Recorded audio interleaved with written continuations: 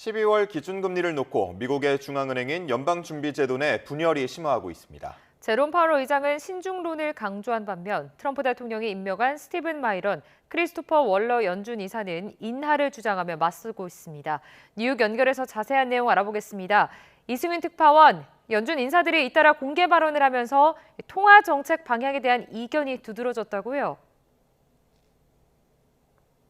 네, 그렇습니다. 포문을 연 건 트럼프 대통령의 경제 참모인 스티븐 마이런 연준 이사입니다. 트럼프 행정부의 상당히 좀 과격한 이 경제정책 부상을 담은 마이런 리포트를 작성했던 바로 그 마이런입니다.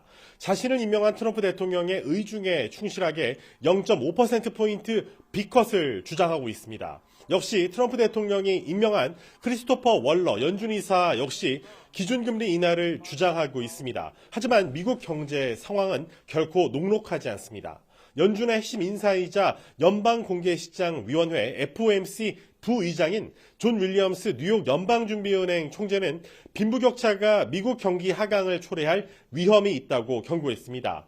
윌리엄스 총재는 미국 부유층은 주식시장 호황의 혜택을 누리는 반면 많은 저소득층과 중간소득층 가정이 생활비 위기에 직면했다고 밝혔습니다. 또 미국 가계의 이런 양극화 행태가 다음 달 9일과 10일 열릴 올해 마지막 FOMC에서 연준의 금리 인하 여부를 결정하는 중대 요인이 될 수 있음을 시사했습니다. 이는 생활비 인상의 주범인 트럼프 대통령의 관세를 완곡하게 비판한 발언으로 풀이됩니다.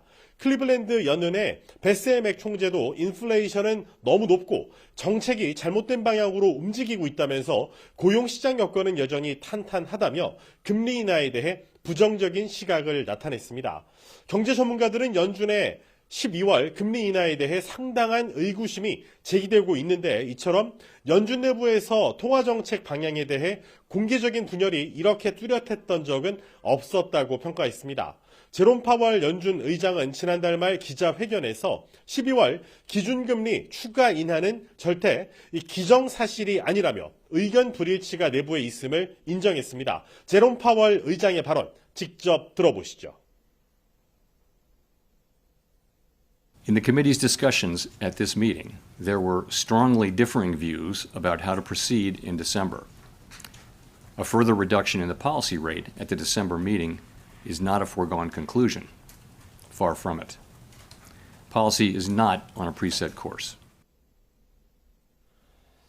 역대 초장기 미국 연방정부 셧다운, 일시적 업무정지 종료 가능성이 커졌다는 소식 조금 전에 알아봤는데 뉴욕 증시의 반응은 어떻게 나타나고 있습니까? 네, 일단 뉴욕 증시 3대 지수의 반응은 엇갈리면서 혼조세를 보이고 있습니다. 일단 우량주 중심의 다우존스 30 산업평균 지수는 기대감에 장중 사상 최고치를 경신했습니다. 미국 동부 시각 오전 10시 24분 기준 뉴욕 증권거래소에서 다우존스 지수는 전장보다 0.86% 오른 48,338.9를 기록했습니다. 대형주 중심의 S&P 500 지수는 보합권에서 등락이 오락가락하고 있고 기술주 중심의 나스닥 종합지수는 소폭 하락세를 보이고 있습니다. 다우존스 지수의 상승세는 투자자들이 셧다운 종료 가능성에 환호하고 AMD의 낙관적인 실적 전망이 이 AI, 인공지능에 대한 낙관론을 다시 불러일으켰기 때문으로 풀이됩니다. 칩 설계업체인 AMD는 향후 5년 안에 이 연간 데이터 센터 칩 매출이 1,000억 달러에 달하고 수익은 3배 이상 늘어날 것으로 예상한다고 밝힌 뒤에 주가가 9.9% 상승했습니다.